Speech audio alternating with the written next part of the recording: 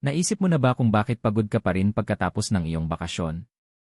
Marahil masyado mong minamadali ang iyong paglalakbay. Ang lihim sa isang masayang biyahe ay hindi ang dami ng check-ins sa Facebook o ang haba ng iyong itinerary. Ang sikreto ay ang slow travel.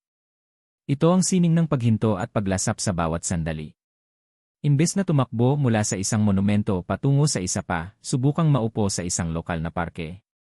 Tikman ang pagkaing hindi mo pa nasusubukan. Makinig sa kwento ng mga lokal.